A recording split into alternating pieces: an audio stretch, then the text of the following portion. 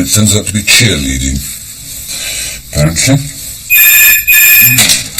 Hello, Stephen here. I don't know what number you're calling. This is a dressing room. No, all right. It's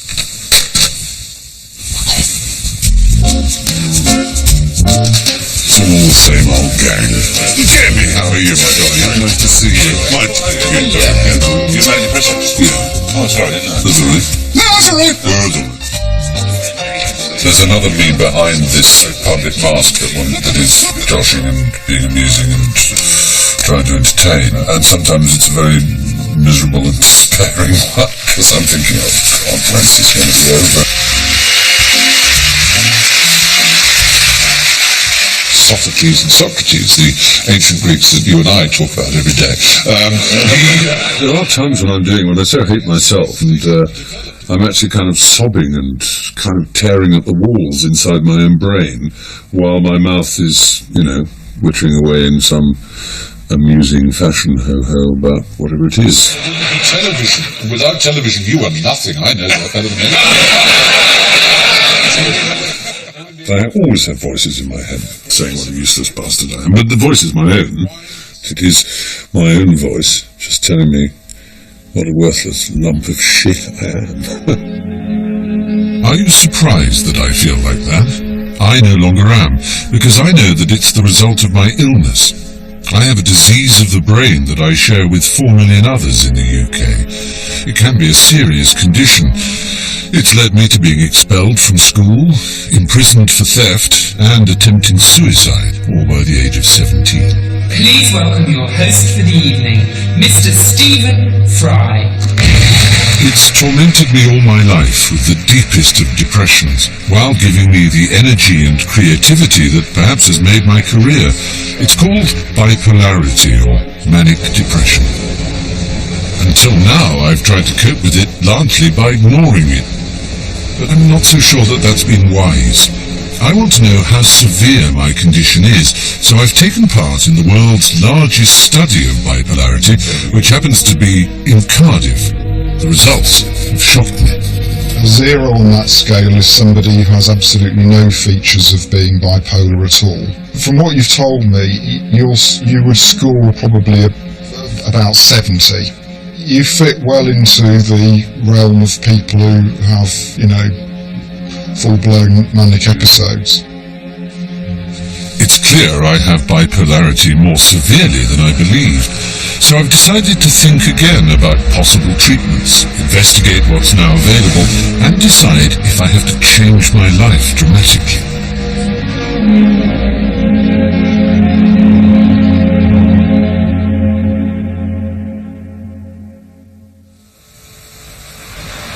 When you go on the net to find treatments for manic depression, you quickly discover there is no simple, agreed approach. That's because people's symptoms vary widely, as does the severity of their condition.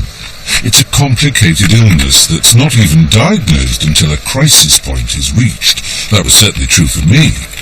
I lived most of my life with it, unaware of what I had. Then, 11 years ago, my crisis happened. My life fell apart after, I suppose, years of success. I'd just started a run in a new play in the West End. Reviews of my performance were critical. I suppose I was unhappy with my own performance. I clearly wrote that I'd felt a failure as an actor, and I think I did, but I don't think my performance in a series of not very good reviews, which were never savage, will be enough to make me escape life, or try and kill myself for that matter. So there obviously was something else deeply amiss inside, some terrible feeling that it all had to stop. So did I give off any signs that I was in turmoil? One person who might have noticed is an old friend. I went to his party just 3 days into the play's run. You don't remember what mood I was in at that time, do you? No, I don't remember you actually being anything but your usual debonair self at the party. I don't remember reading that many reviews of the play, to be honest. And I don't know that it was entirely that. I did feel that I'd failed in it, I think. But I felt that I'd failed in absolutely everything. I felt I'd failed in my entire existence. And it's odd how one doesn't give off any signals of that. No. Well, I didn't think you did. No. Because all I remember at the party was people delighted to see you, as always, because you had not seemed incredibly out of sorts. Have I ever come across as a troubled soul? No. You're somebody who has a strong consciousness of your social obligations. Yes. Politeness.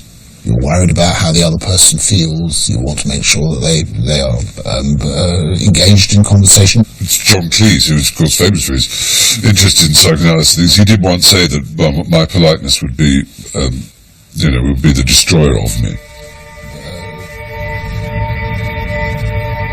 Like so many manic depressives, I may have looked happy, but inside I was hopelessly depressed. Within hours of Griff's party, I decided to act. Very early in the morning, I came down from my flat in central London to where my car was, in the garage. Yeah, I went in there, sat in the car with my hand over the ignition, brought down a duvet, which is one of those preposterous details that always accompany something like a grand gesture or a grand attempt to kill yourself. You have to think about that. I thought, well, if I have the duvet along there, it'll stop the air getting in. But this image of my parents staring right in at me while I sat there for at least, I think, 2 hours in the car, my hands on the ignition key.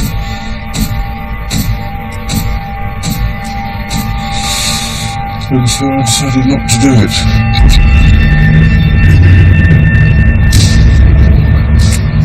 I drove to the south coast to get a ferry. As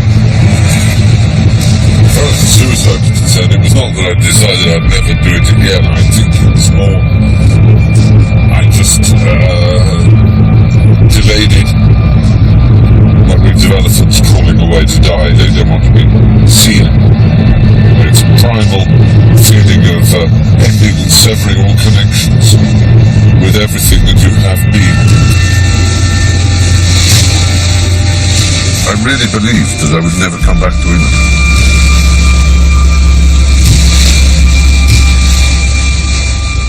I had been in my head northern Germany or Denmark. Get a huge, thick white pullover and a pipe and sit in a stone cottage and offer to give English lessons and learn to mend nets. I don't know what it was, a bizarre fantasy. The actor Stephen Fry, who disappeared after walking out on a West End play, has apparently been spotted heading for France on a cross-channel ferry.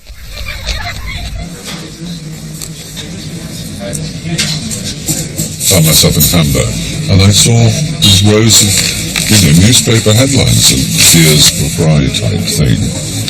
And I stared at it in complete disbelief. I mean, it was absolutely staggered.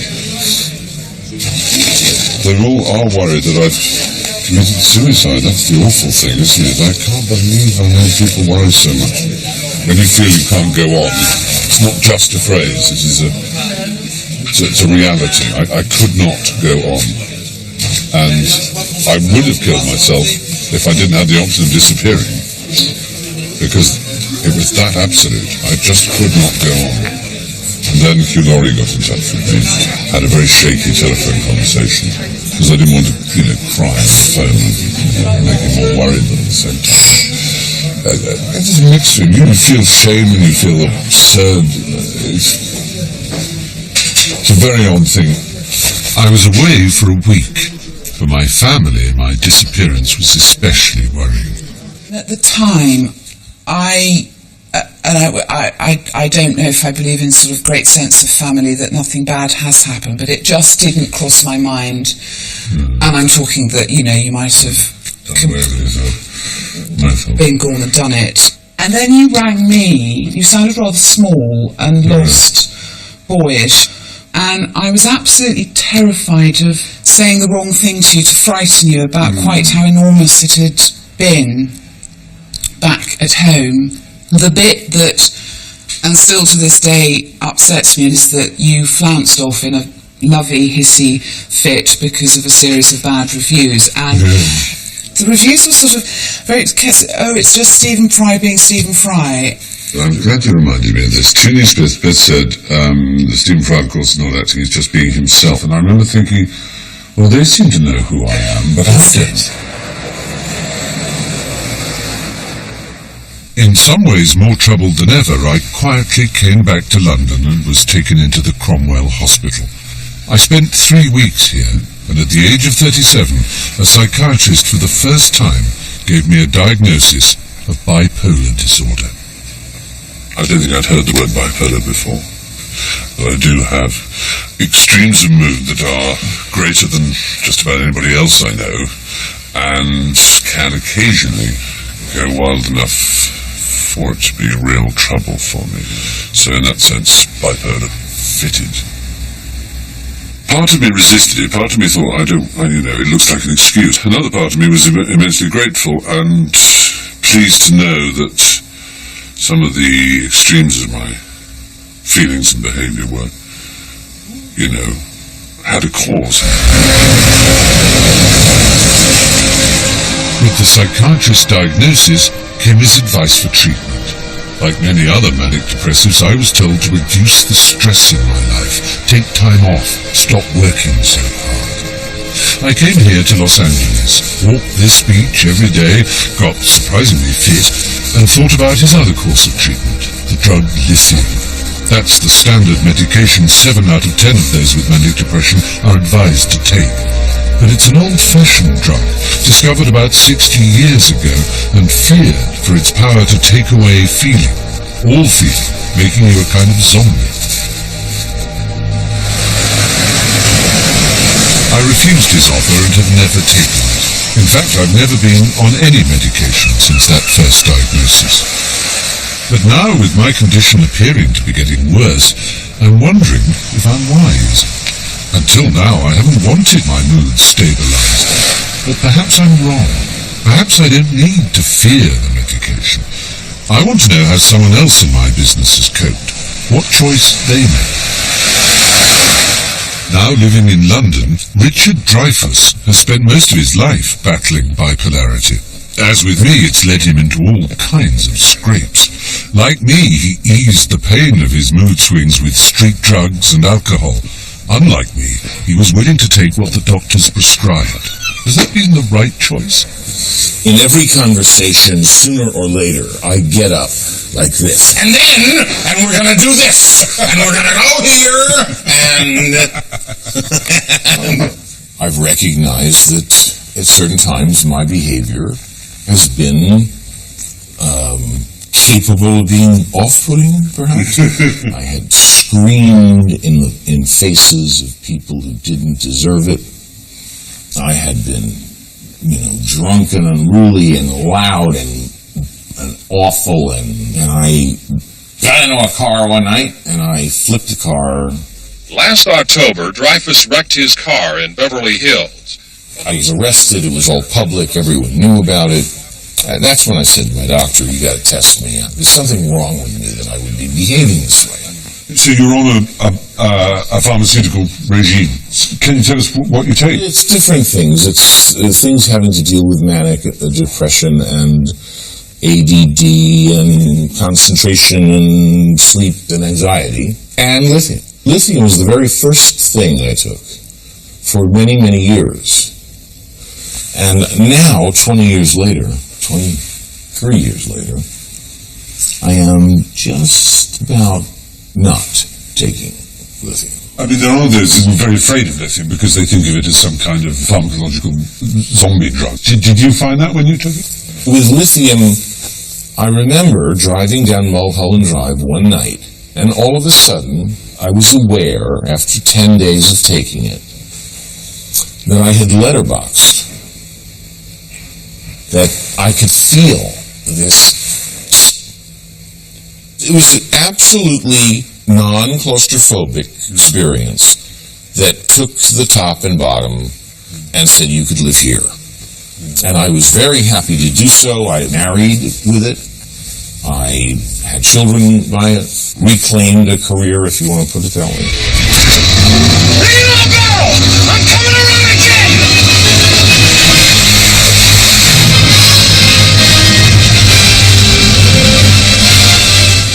So we're talking about... The late 70s. Oh, late 70s. Oh, gosh. Right. So the height of your powers.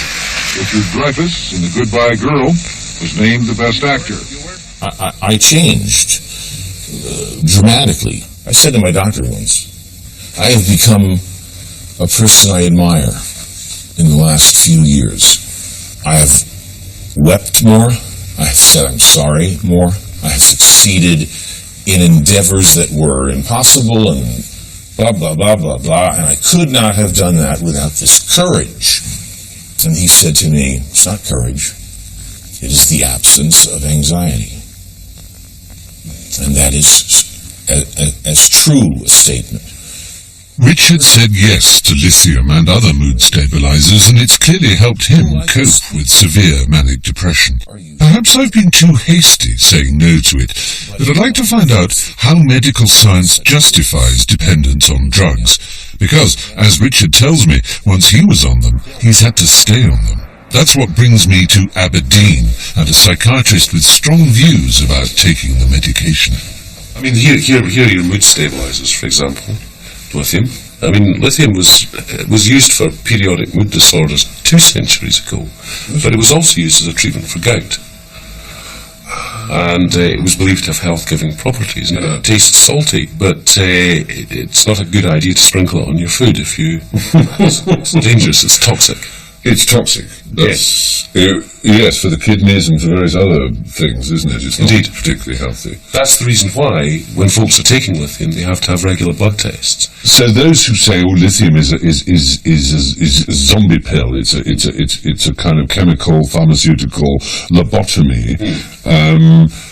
This kind of idea to you is nonsense. So many patients report cognitive dulling with many medicines in psychiatry, and that's particularly true in folks being treated with bipolar disorder. And some of that dulling of cognitive performance might not be due to the medicine at all, but might be a property of the illness. Right. And that by not taking medication, you might make that worse. The danger is that folks, and we know this is the case, that many patients with bipolar disorder just don't take the medicine. Colleagues in Edinburgh looked at what happened when folks gave up the lithium, and they showed that not only did patients relapse, as you might expect some of them to do, but some of them relapsed a lot faster than the pattern of their illness before they'd started lithium. I mean, for example, if someone stops and starts lithium, you will have more episodes of mania than you would have had you never taken it at all. Yeah. If you discontinue your lithium, in the first year off lithium, the number of reported suicidal acts increases beyond the level that was there before. Because it means once you start, you really have to stay on it for good. Or in the longer term. Yeah. I clearly look preoccupied coming away from seeing Professor Reed, but it isn't because I'm worrying about his message, take medication and stay on it. It's because for the last few days, I've been feeling increasingly depressed.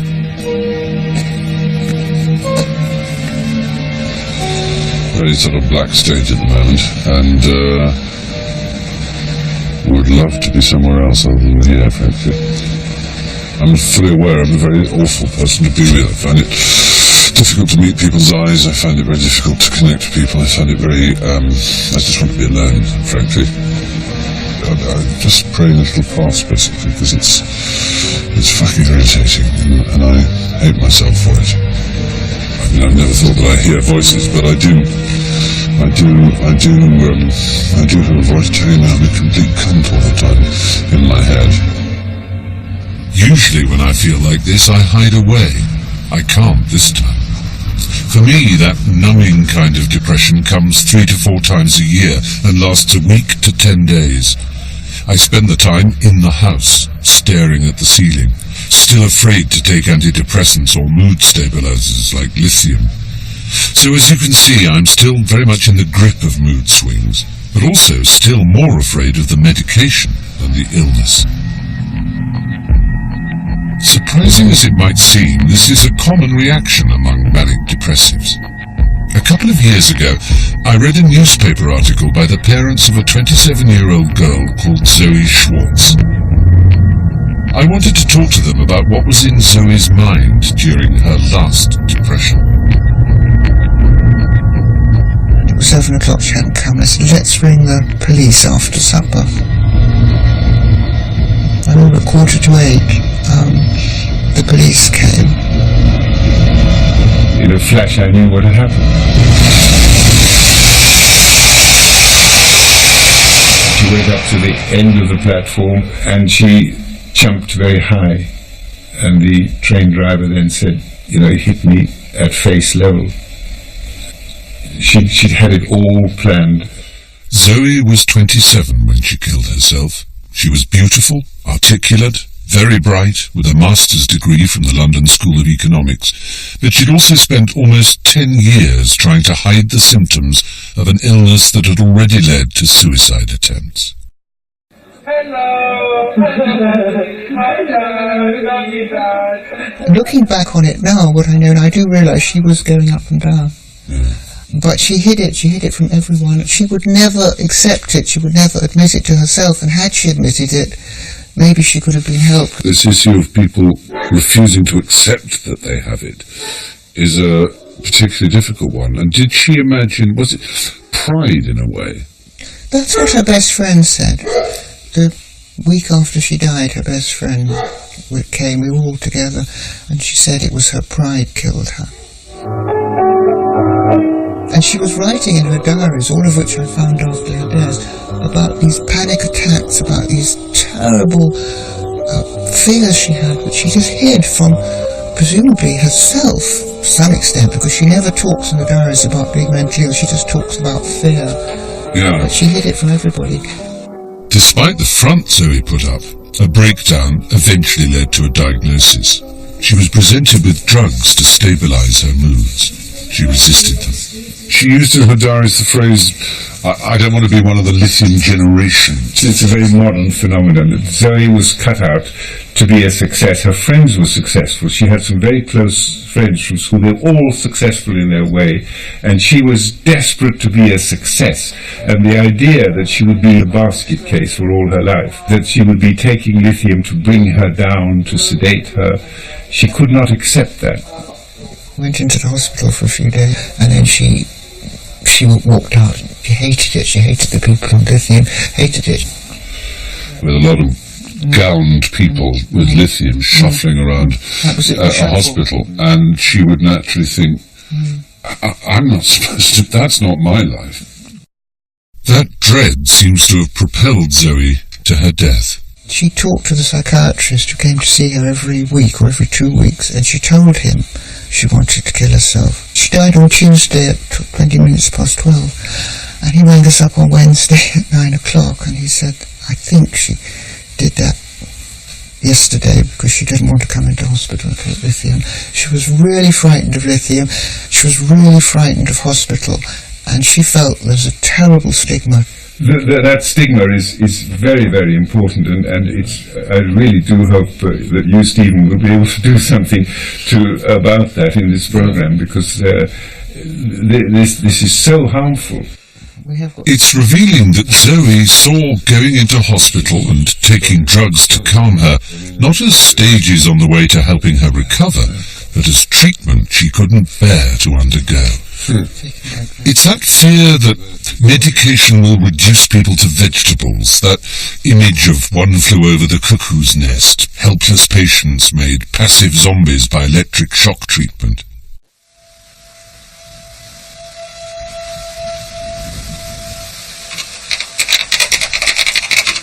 And yet, to my surprise, when I was in Los Angeles recently, I learned that ECT, electroconvulsive therapy, is actually still used in the treatment of manic depression. Andy Behrman has become a celebrity in the US as a result of agreeing to ECT to curb the wildness of his bipolarity. I've never met someone who's been given electric shocks, 19 courses of convulsion. It's an extraordinary thing, and I'd just love to know what that's like and whether it worked for him.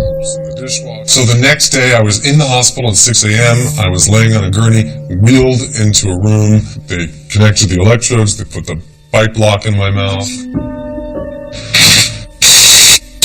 Well, it was scary the first day, but... So I woke up in recovery, and I had no idea where I was, except I knew I felt great. You did? Yeah. I was confused. My memory was almost shot. Your short-term memory loss is supposed to be... Yeah. And if doctors tell you it's not real, they're lying. Mine was pretty long-term. But you did feel better? I felt like the concrete in my brain had been kind of liquefied and just shot through. And then my doctor said, you know what, we need to do maintenance therapy. I said, okay, how many treatments do I need? He said, hey, 20, 30, 40, 50, 60, however many you need. I'm interested in how Andy ended up being given such extreme treatment. His background was a respectable, middle-class Jewish family, but by his late teens and 20s he was living out a truly manic existence. You were cute and you had blue eyes, and so you got a job as a dancer, male dancer. Stripper is the word, in fact. Whore. Exactly, you did it all. Hustler, prostitute, I did it all. That kind of all ended, and then, because you have to understand how the mind works, the manic mind, okay, what am I going to do next? Wait, maybe I should go to law school, maybe I should go to medical school. See, no, that doesn't work. My sister's interested in public relations. Let's go into business together. We're making $3-4 million. Out of control. And then I realized, this isn't what I want to do. I want to be a writer. No, I desperately need to be an art dealer. And then we're doing $10 million a year. But then I take it another step further. So I start counterfeiting, going to Japan, going to Germany, selling, $1 million worth of paintings. I'm about to be arrested by the U.S. government, and they're very excited because this is a big art crime, millions of dollars. Over 10 years of crazy behaviour, but it was only when Andy went to prison that he was at last diagnosed as manic depressive. By this time, aged 30, he had already been on all kinds of medication, including lithium. They hadn't worked, so he was given the last resort, ECT. The treatment changed not just his mind, but his life. So I wrote this article for the New York Times Magazine called Electro Boy, because a nurse had called me Electro Boy in the hospital. And it was just a story, an 820-word story, about my experience with ECT. And then I'd have to say, from that point on in my life, nothing went wrong. Andy's article became a best-selling book that was then optioned for a film. Suddenly, the whole world knew Electro Boy. ElectroBoy.com, Fighting Depression and Bipolar Disorder. All my closest friends have read your book and love it since they understand me slightly better now. I am 22 now, still suffering in bliss and agony. Bliss and agony. That's a good phrase, yeah. 20% of people with bipolar disorder kill themselves. 40% never were able to function well enough and end up living with their families. Another 20% don't function at the level that they were ever going to be able to function at, and work as clerks or cashiers or things like that. And 20% somehow stabilize, recover, and just go on to lead extremely productive lives. So do you think it's Andy Behrman who beat bipolar, or the doctors who found the cocktails? Or no, it's me who beat bipolar in tandem with a doctor that I saw for 10 years. I think I came around because after 19 rounds of electroshock therapy and 37 different medications, she said, you're on your own, you can do it. Yeah. You're on your own, you can do it. Oh, beautiful. This is Stephen. You're going to read your daddy's book one day, and you're going to wonder. She has an Electro Baby t-shirt. For Andy, the treatment worked, but I still can't imagine feeling so bad that I would agree to electrodes being attached to my temples. But I was genuinely surprised to learn when I was talking to a British psychiatrist that ECT is still used on about 5% of patients, and for those with severe depression, it works better than any existing drug.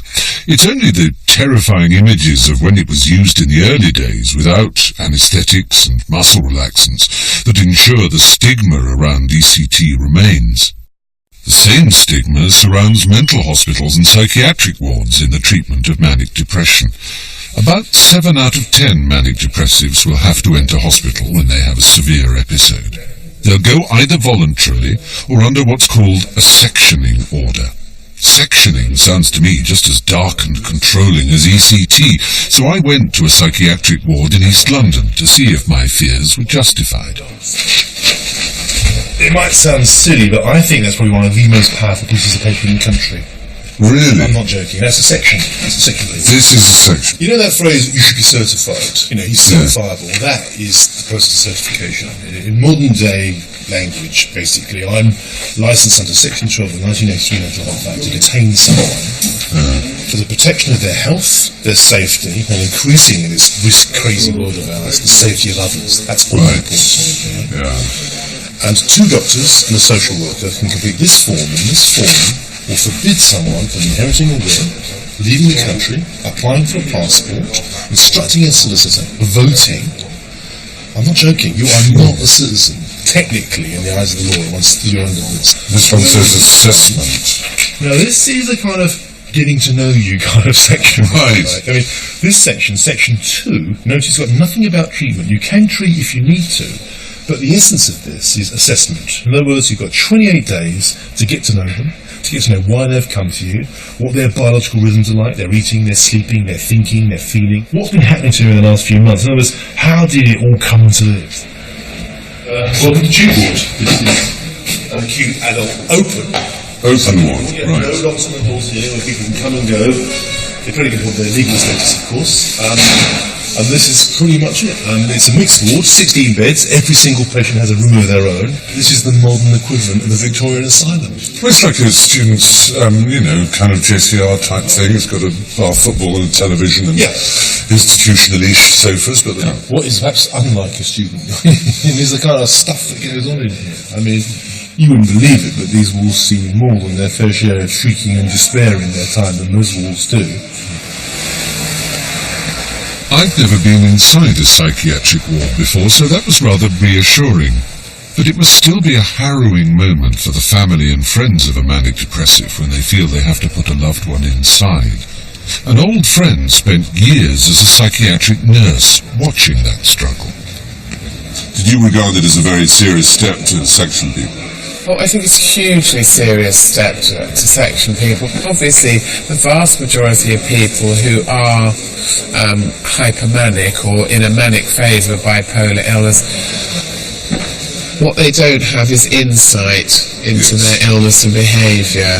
And that's obviously why sections were originally invented, was to be able to keep someone safe when their natural instinct, because of their illness, would not be to do it themselves, So the vast majority of people you talk to who have been sectioned will say to you, I've got absolutely no idea why I was sectioned, I was perfectly alright, And then you find out they were sort of hanging out of a window by one hand, naked, kind of, I remember we had one young woman brought in once, and what she'd done was she'd gone to a multi-storey car park and she jumped from the roof of one car to another, and she completely totaled about 70 or 80 cars, and she'd loved it, as you would, wouldn't you? There she was as high as a kite, she was laughing, in this kind of manic sort of gothic her way, but they're trailing along at her poor, quiet, sort of elderly parents. What the hell do we do? And a lot of the time in those particular sort of manic phases, it's the families you feel sorry for, because they're the ones that have to cope with the fallout of all the damage, emotional and physical, that their relative does. But the remarkable thing is that we contain it. I mean, it sounds kind of daft, but I think it is a heroic place. It's secure in the sense of being a sanctuary. The old-fashioned meaning of the word asylum. It's a place to go when you're having a really, really, really bad time. We take people in, like who've doused themselves with petrol, who have tried jumping off flats, who've taken vast amounts of paracetamol, who do not want to live anymore. And we bring those people in, and I would say that 1.5 out of 10 punters leave here happy and well.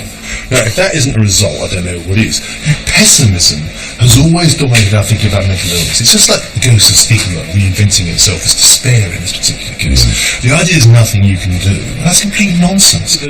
Both Joe and Mark Salter, nurse and doctor, believe sectioning can help manic depressives. But I also want a patient's view.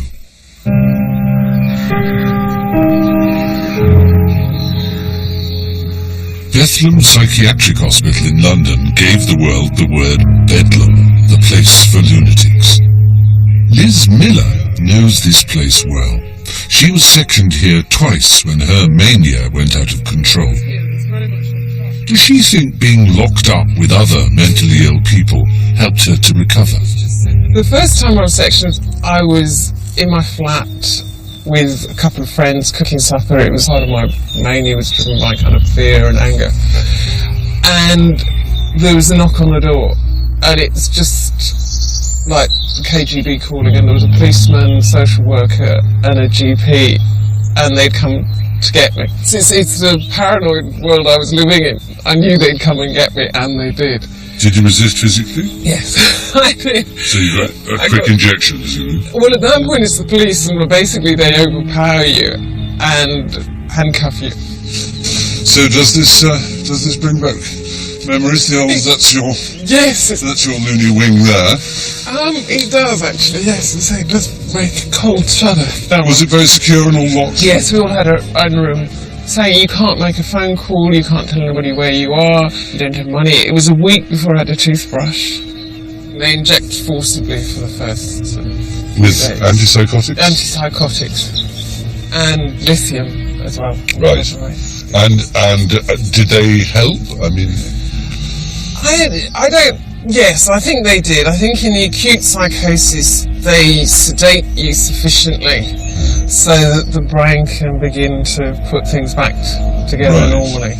All told, Liz Miller was sectioned 3 times and spent a year in psychiatric wards. Looking back, she feels sectioning was a turning point. She now lives and works without taking medication and feels strongly that she has found another way to treat her manic depression. The psychiatric model, it says you've got this condition and you've got it for life. And keep coming back, keep taking your tablets. And there isn't a way to help people actually get back to normal. So many people I've spoken to already who suffer from bipolar disorder, manic depression, whatever one wants to call it, just would not, they believe, be anywhere without their medication. Your medication is like the trainer wheels on a bicycle. They're there to kind of help you get on that middle path. But when you've learnt what it's like to lead a relatively normal, sane life, then you shouldn't or don't necessarily need those trainer wheels. So you genuinely believe that diet has a big part to play in mental health? I think it's the foundation. The foundation? Absolutely. I think if somebody isn't physically healthy and the brain is a physical organ, then you can't expect to be healthy. You have this theory about omega-3s which are more present in oily fish, aren't You actually need to have omega-3 molecules in order to get good membranes for your brain cells in order for them to function properly. And supplements are as good? Yes, well I think they are, yes. So cod liver oil, that sort of thing? Yes, cod liver oil, flaxseed oil, hemp seed oil. And you take a lot of these things? Yes, I do. I oily fish whenever I can, whenever it's on the menu. And I take every day 3 grams of cod liver oil.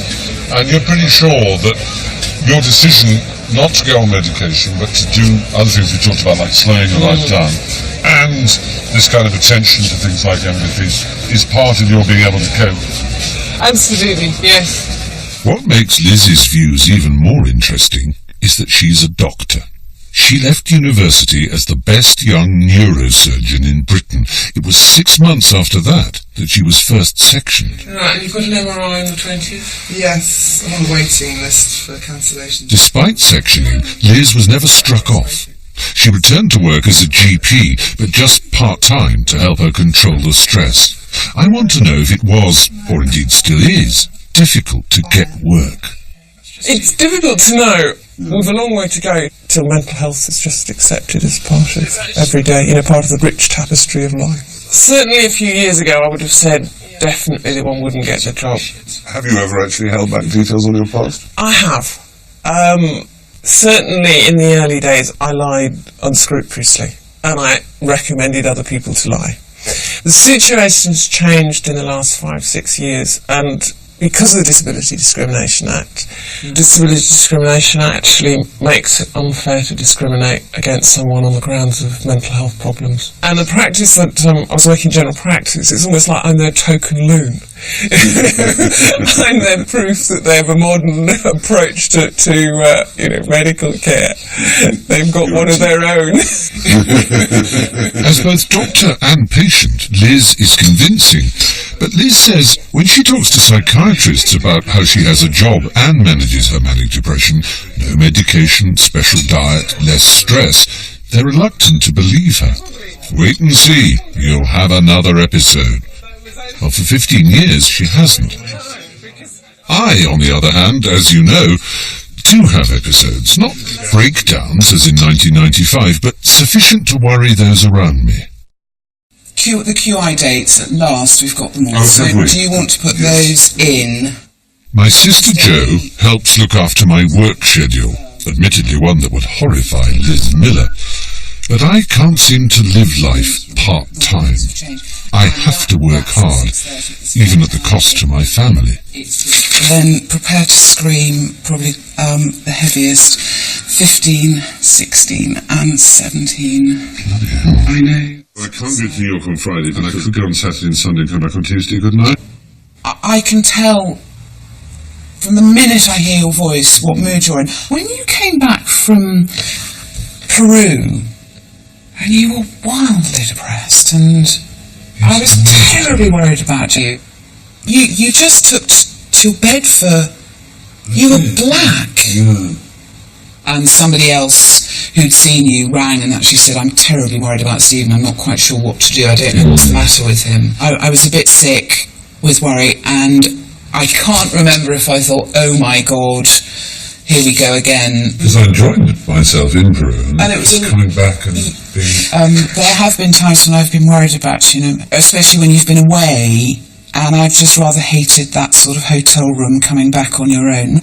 Is sort of finding an excuse to ring you at about 9ish, just to check you're up and about, and you're okay, and feeling slightly sick until I speak to you. Yeah. I'm quite dispirited that my condition continues to be such a worry to those around me. Yes. And nothing on a Tuesday.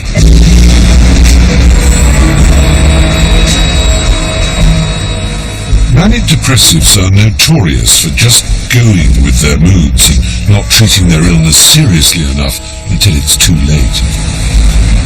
Ellie Oates was a director of finance at B&Q, a high flyer, but she also had manic depression, except she wouldn't admit it, not to anyone, not even herself.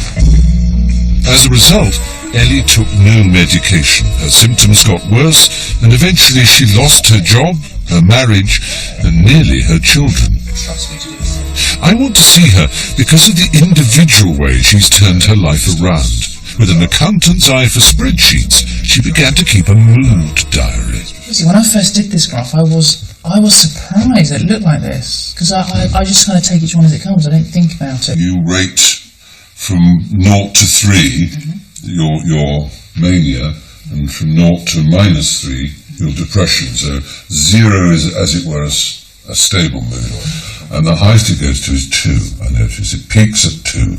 3 you would regard as unmanageable, as dangerous. Complete dangerous, I think. Yeah, I'm dangerous to myself. Yeah, and to the happiness of the family, absolutely, and to the peace and everything else. What Ellie means is when high, she loves to spend and spend, forgets what she's left burning on the cooker, sleeps 4 hours a night for 8 weeks, and has the energy to update her new company website at 3 in the morning. But when she's done, she can't get out of bed. A lot of sleep, so we're getting up to 17 hours a day. And I just have to. I can't do anything about it. 17 hours a day. Yeah, it's pretty bad. The cats would be proud of that. Yeah, absolutely. No wonder partner Paul takes a close interest in how her moods are developing. And when she's being creative and it bubbles just into the 1 out of 3 of that scale, then it's manageable. If it starts going above that, then we intervene. Right. With drugs, with medication. With medication, or initially we'll say, right, okay, stop, start stepping back. start relaxing, start working less hours. And sometimes it works. Sometimes you can actually take the illness and work with it so it doesn't get any higher. And if she's sometimes resistant, she enjoys the mania so much she doesn't want to. Yes. And sometimes look, I need you to take that tablet just so it doesn't go too high, can be a threat. I don't want to take it. And then you have to have the argument. When we think of mental health, we think of, men in white coats. Has it ever come close to that? We've reached a situation where we've accepted we couldn't cope at home. And Ellie had to go into hospital. There was no chance of her getting well on her own without support and specialist support. So at that stage, had to go into hospital. Yeah. And that was, at that stage, for 10 weeks. Wow. How long ago was that? That was 2 years. 2 years ago. So the children were all, aware that Mum was ill. Yes. And how did you explain it to them? Mum is ill, she has to go into hospital. The children would say, why? It's difficult being a mummy sometimes because you feel guilty about it. You feel like you should be normal and be sensible and responsible and sleep 8 hours a day. You can be sensible, and you are normal. Right, okay. Exactly. Part of you. I couldn't imagine you without it. How many mums you see drawing pictures, painting, bead making, jumping up and down, running around, making jokes? When I'm in those times when I have ideas and I want to do things, they don't get fed up with it. It's like someone's got a special voice. That's a gift. This is just like a special voice, but better. All personalities are balanced out by something. Yeah. And Mum's just happens to be that her creativity is balanced out by her going to sleep. Yeah. Does it touch you that they think you've got a gift? I can't describe what that feels like. I just...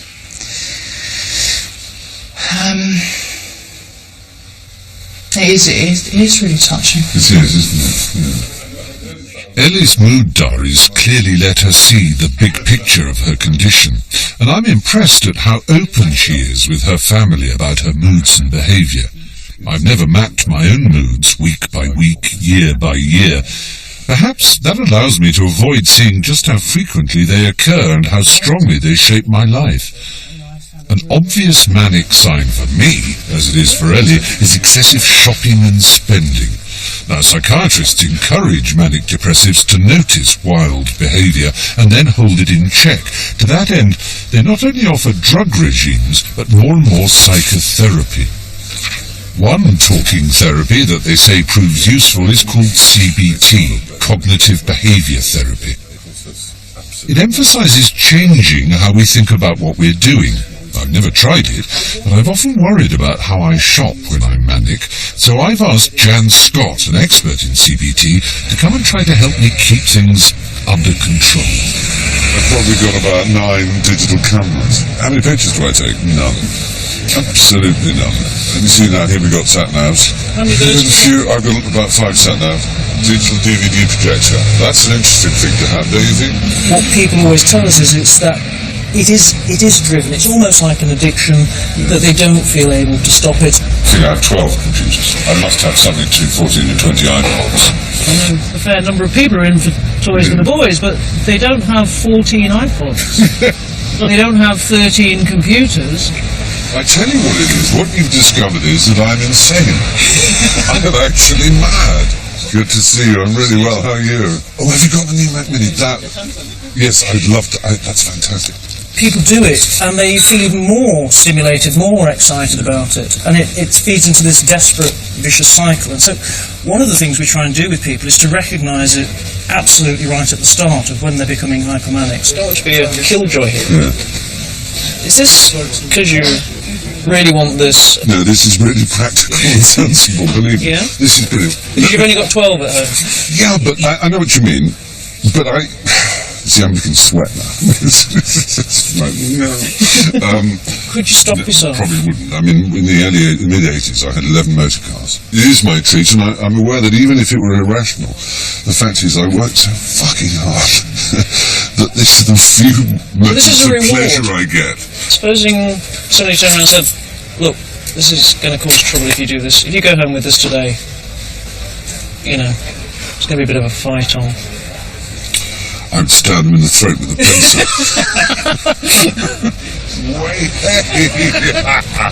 You didn't stop me, did you? Well, we can't stop here. There must be somewhere else to shop. Chances are we're not going to get you out of here without a bag of other things. Get me juiced.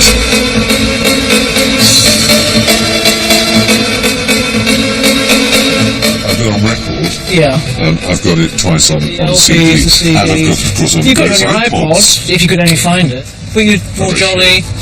Yeah, I'm very, very alive. And now you're actually into not just one thing, we're going to buy 2 or 3 things. Yeah. Got me? Is that bad? This I really have to get.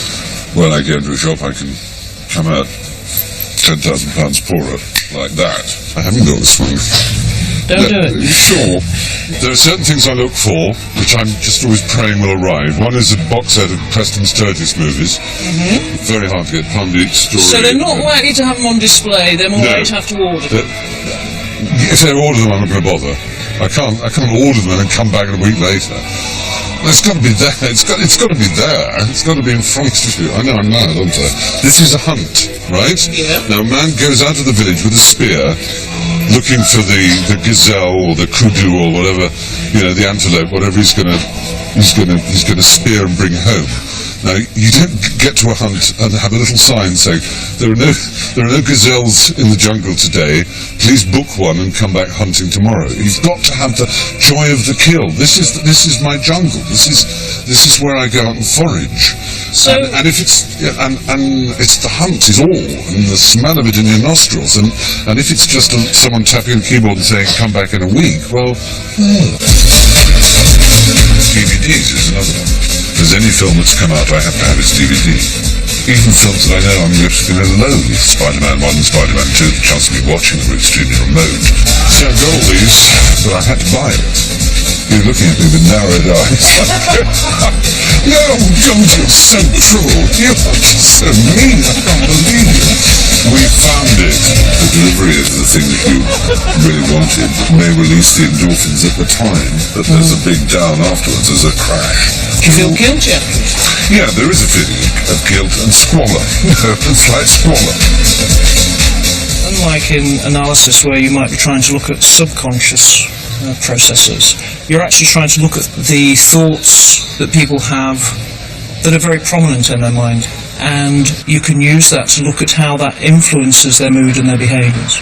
You'd want to help people identify the risks of when they become a bit disinhibited and how they could handle that. Can you reduce the risks in a behavioural way? Can you change people's behaviours? Jan tries hard with me, but I've had years of practice. Will I undergo a course of cognitive behaviour therapy? Not yet. I like giving my manic side full rein at times, although I recognise I'm lucky. I can afford my excesses. But I am interested in how cognitive therapy can be used with manic depression. When Jan tells me about a young girl in North London who wants help because the depressive side of her bipolarity is making her feel suicidal, I want to meet her.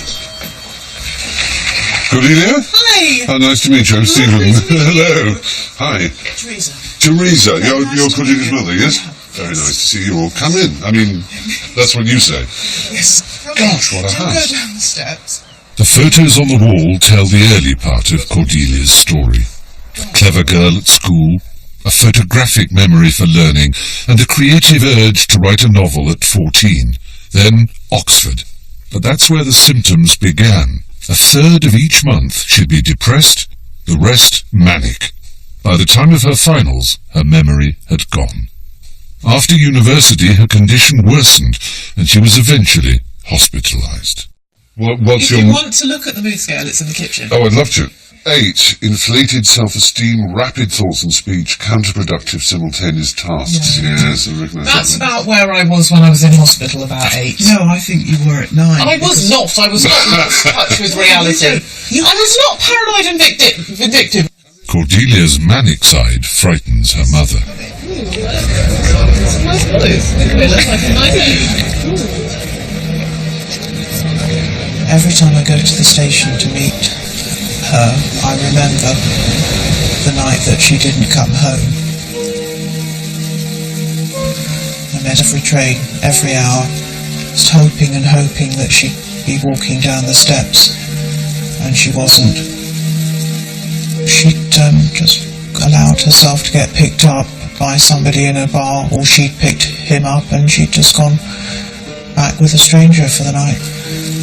Cordelia seems to be drawn to people who I wouldn't expect her to be drawn to, let's say.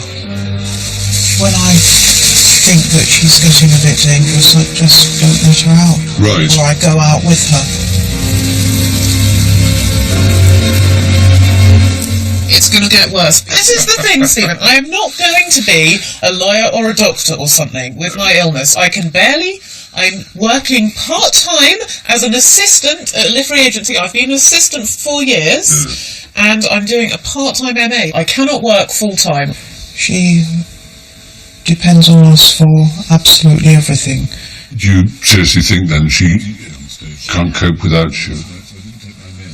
I know she can't.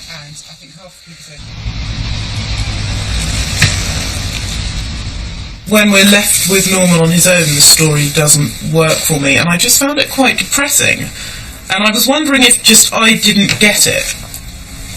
Exist anymore in old England that doesn't fit. Cordelia's fears about her future depress her. That does come across. But even worse is the effect her depression has on the one activity she loves, her writing. That's what she desperately hopes Jazz Gott can help her with. You've got this terrible problem that as soon as you slip a little bit below a normal mood state and you're depressed, your creativity disappears. I suppose what I had thought is that when I was depressed I would be able to write about being depressed, but I actually can't. I can't even write about being depressed when I'm depressed. I can't really write about anything. For about the first 5 or 6 years of having the illness, I wouldn't ever be depressed for more than a couple of weeks. Literally, last time and the time before, towards the end, when I'd been depressed for sort of 9 or 10 weeks, I just thought, I've never been depressed for this long before. I could never, this could be the one that I never come out of. But I'm never going to be able to write again. I'm never going to be able to, go out and socialise again. I'm never going to be able to really do anything again. I mean, what does it say about you if you can't write?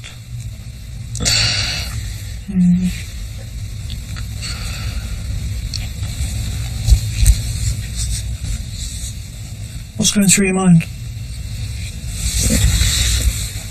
Can you say it?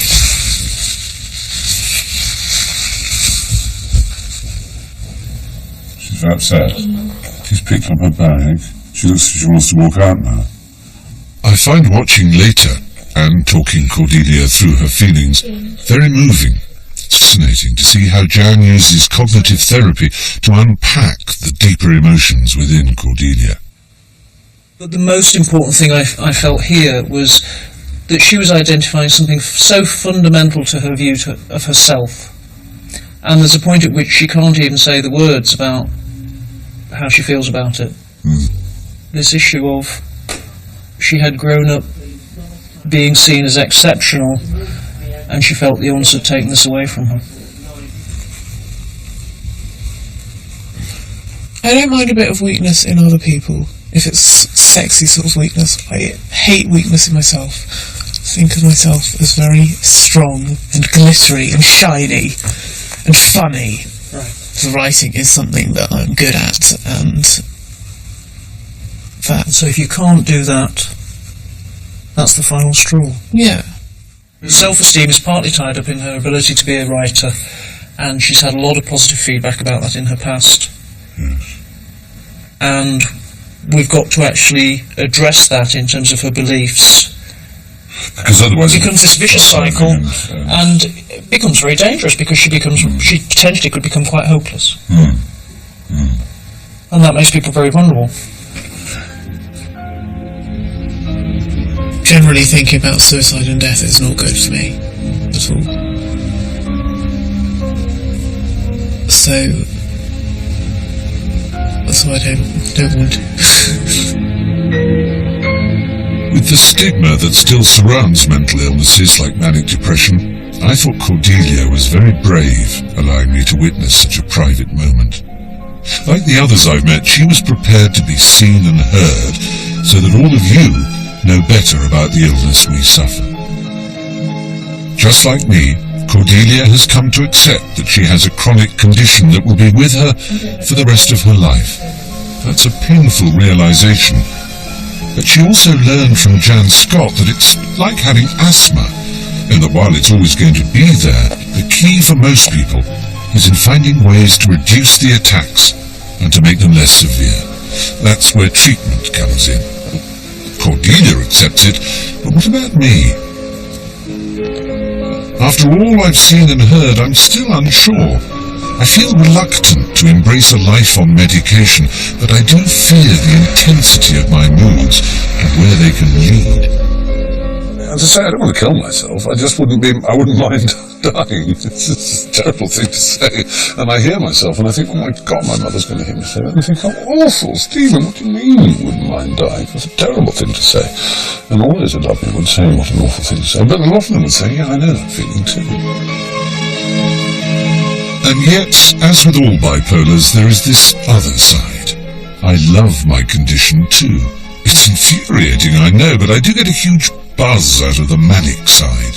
I rely on it to give my life a sense of adventure, and I think most of the good about me has developed as a result of my mood swings. In this journey, I asked many of my fellow manic depressives how they balance this contradiction. I asked them if they could press a button to release them from their bipolarity, would they do so? Most, despite traumatic moments in their life, said no. So after all this, what would I do? I wouldn't press the button and live a normal life, not for all it in China.